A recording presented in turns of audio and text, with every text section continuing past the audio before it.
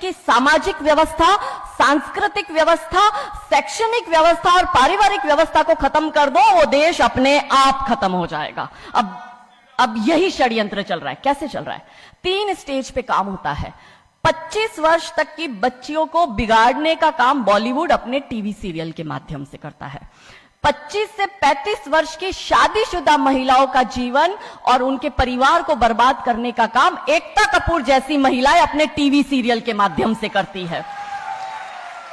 और जो नौकरी करती हुई बहन बेटियां महिलाएं हैं, जो कि वर्किंग विमेन हैं, उनका दिमाग खराब करने का काम ये ओटीटी प्लेटफॉर्म्स अपने वेब सीरीज के माध्यम से करता है। कैसे करता है, मैं संक्षिप्त में एक एक उदाहरण देकर आपके समक्ष रखूंगी। और बहुत जरूरी है कि जब हम तो एक साधारण व्यक्ति है, हम संसारिक जीवन में रहते हैं, लेकिन यहां पर जो उपस्थित हमारे संतगण है, महंतगण है, इनके बहुत बड़ा फॉलोअर्स ग्रुप रहता है, बहुत से लोग आते हैं, बहुत सी महिलाएं आती है। ये बात वहां तक पहुंचे क्योंकि वो यहां पर उपस्थित नहीं है, पर हमें पता है कि वीडियो के माध्यम से हमारे संत श्री, हमारे महंत श्री हमारी ये वाणी जो है उन तक पहुंचाएंगे कि कैसे करते हैं। ये एक फिल्म बनाते हैं 25 वर्ष तक की बच्चियों को कैसे बिगाड़ना है। हिंदुओं के परिवारों को बिगाड़ने के, तोड़ने के षड्यंत्र चल रहे हैं। और सिर्फ एक हिंदू को नहीं खराब करना है, उसके पूरे के पूरे कुटुंब को बर्बाद कर देना है। तो एक भारत की महिला 2 परिवार को जोड़ती है, मायका पक्ष और ससुराल पक्ष। और हम कहते हैं कि भारत की परिवार व्यवस्था जो है वो मानवता की सबसे बड़ी देन है। तो इसी व्यवस्था को खत्म कर दो। कैसे कर दो? तो ये एक फिल्म बनाते हैं अतरंगी रे। हमारी क्योंकि दीदी भी यहां उपस्थित है जो कि सेंसर बोर्ड में सदस्य है, तो हम इतना उनसे विनती करेंगे कि हमारी ये बात भी उन तक पहुंचाए।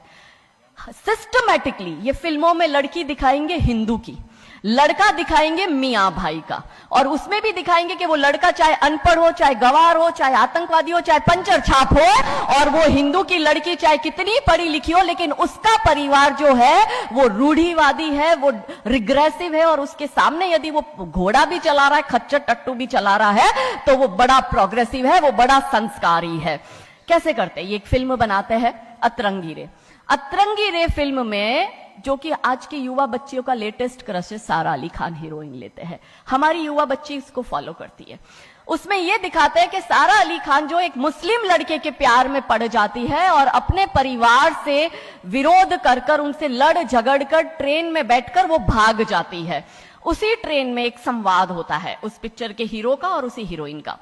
दोनों अपनी अपनी लव स्टोरी शेयर करते हैं। तो हीरोइन पूछती है हीरो को कि तुम्हारी लव स्टोरी बताओ। तो वो कहता है कि कल मेरी शादी होने वाली, और लव स्टोरी तो मेरी लव स्टोरी है कि मैंने बचपन से जिस लड़की से प्यार किया, जिसके साथ पढ़ाई की, जिसके साथ मैं बढ़ा हुआ, उसी लड़की से, मेरी बचपन की मित्र जो मेरे समाज की है, जो मेरे गांव की है, उसके साथ ही मेरी शादी होने वाली है। तो वो हीरोइन कहती है अरे ये और कोई लव स्टोरी है, ये लव स्टोरी नहीं हो सकती। तो हीरो पूछता है तो फिर क्या हो सकती है लव स्टोरी? तो वो कहती है कि मैंने एक मुस्लिम लड़के से प्यार किया है, मैं ठाकुरों की लड़की हूं, पूरा समाज, पूरा घर, पूरा परिवार मेरे खिलाफ है, और मैं उन सबको ठोकर मारकर, उनकी भावनाओं को ठोकर मारकर अभी ट्रेन में बैठकर भाग रही हूं उस लड़के से शादी करने के लिए। और वो हीरोइन वहां पे डायलॉग देती है कि लव स्टोरी तो मेरी लव स्टोरी है कि मैं ठाकुर की लड़की और वो कतई मियां भाई, और ये है असली लव स्टोरी। तब हमारी 13, 14, 15 साल की युवा बच्ची, जिसके शरीर में हार्मोन्स चेंज होते हैं, आकर्षण होता है विपरीत व्यक्ति के लिए, तब वो आकर्षण में ये सोचती है कि हिंदुओं के हिंदू बॉयफ्रेंड नहीं रखना, हिंदू हो के हिंदू से प्यार नहीं करना। आप इतिहास में छपेगी, आपकी लव स्टोरी तभी बनेगी जब आप किसी मियां भाई से प्यार करेगी और उससे शादी करेगी। तो कैसे सिस्टमैटिकली ये स्लो पॉइजन बॉलीवुड की फिल्मों के माध्यम से फ्रेजाइल माइंड में डाला जा रहा है। और आज देखो कि क्यों समाज में लव जिहाद के इतने केस बन रहे हैं, और उसका सबसे बड़ा और मुख्य कारण बॉलीवुड है, क्योंकि इन बॉलीवुड वालों ने हमारी बेटियों को हादी रानी और रानी चिन्नमा रानी अब्बा का नहीं दिखाया। इन बॉलीवुड वालों ने हमारी बेटियों को करीना खान दिखाया है ताकि वो अपनी कोख से तैमूर और जहांगीर पैदा करे। ये बॉलीवुड वाले लव स्टोरी पर फिल्म बनानी है तो ये हादी रानी और राजा रावत सिंह चुड़ावत पर क्यों नहीं बनाते? मैं आपको उनकी कथा शॉर्ट में करती हूं कि राजा रावत का शादी जो होता है वो हदी रानी से होता है, मेवाड़ के राजा है, और औरंगजेब की सेना आक्रमण करने आती है। और जब औरंगजेब की सेना आती है तो राजा रावत सिंह का 2 दिन पहले ही विवाह हुआ होता है हादी रानी से।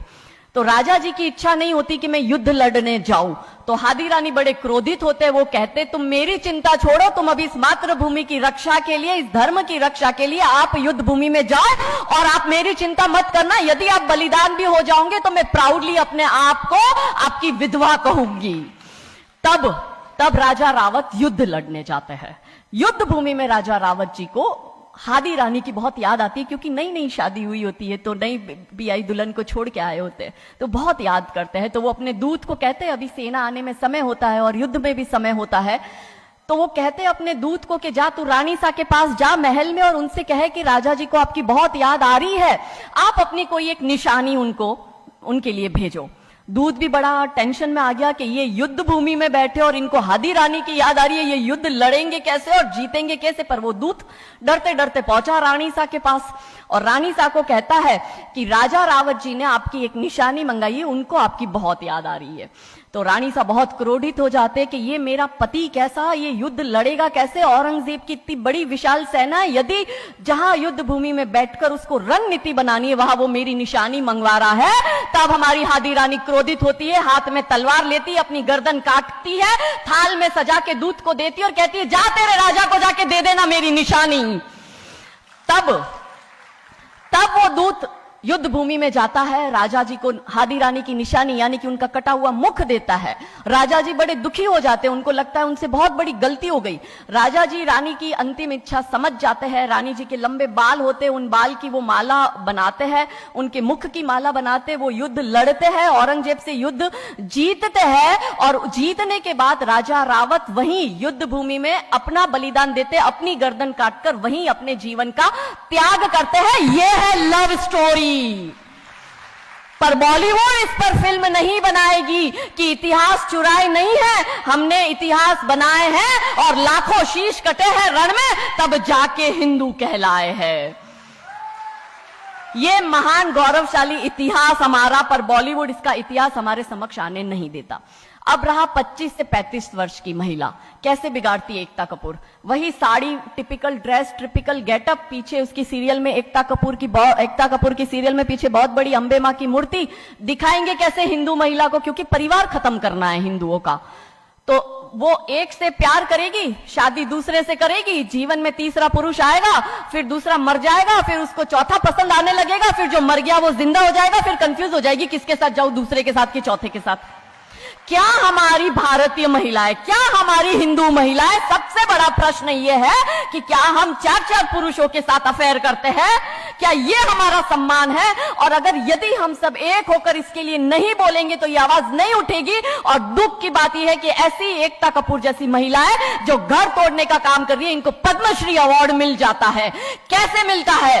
भारत सरकार से इस भूमि पर खड़े होकर मैं निवेदन करती हूं कि आप ऐसी महिलाओं के पद्मश्री वापस लो, क्योंकि ये महिलाएं हिंदू परिवारों के मकान, घर तोड़ने का काम कर रही है। और तीसरा और अंतिम, नौकरी करने वाली बहनों का दिमाग कैसे खराब करना है। तो ओटीटी प्लेटफॉर्म के माध्यम से ये दिखाएंगे कि यदि आप नौकरी कर रही है तो आपके सास ससुर आपके पैर की जूती, आपका पति आपके पैर की जूती। बच्चा पैदा करने के लिए आपको किसी से शादी करने की जरूरत नहीं है, आपको ससुराल व्यवस्था में रहने की जरूरत नहीं है, और आप है फेमिनिस्ट। और स्त्रीवाद का झंडा दिखाकर हमारी बहन बेटियों को एक हाथ में शराब का ग्लास, दूसरे हाथ से सिगरेट फूको, अंग्रेजी में गालियां बको और आप अपने आप को फेमिनिस्ट कहो। क्या यह फेमिनिज्म है भारत की धरती का? ये कभी नहीं हो सकता। रानी चिन्नमा, रानी अब्ब का फेमिनिज्म का उदाहरण है, और दूर जाने की जरूरत नहीं है। हमारी परम पूजनीय दीदी मां साध्वी रितंबरा दीदी मां फेमिनिज्म का सबसे बड़ा उदाहरण हमारे समक्ष है। रानी नायका देवी, रानी लक्ष्मीबाई हमारे लिए फेमिनिज्म का सबसे बड़ा उदाहरण है। तो यहां उपस्थित सभी महानुभावों से हम यही विनती करते हैं कि फिल्म के माध्यम से ड्रग्स, अश्लीलता और गाली गलौच ये दिखाने के सिवाय कुछ नहीं होता। तो हम सब मिलकर एक साथ एक आवाज उठाए कि इन चीजों का बंद होना बहुत जरूरी है, क्योंकि आने वाली पीढ़ियों को बर्बाद करने का काम ये लोग अपने टीवी सीरियल और फिल्मों के माध्यम से कर रहे हैं। और क्योंकि शुरुआत भगवान राम जी के नाम से करी थी, तो अंत भी हम भगवान राम जी के नाम से करना चाहेंगे कि कौन है राम। राम जो है चेतना है, बिंदु है, बिंदु जिससे प्रस्फुटित है तेज, तेज जो कि इस समस्त सृष्टि की रचना की कल्पना का हेतु है, अनाम है, अनाम जो है पंक्ति में प्रथम, प्रथम है धर्म धैर्य का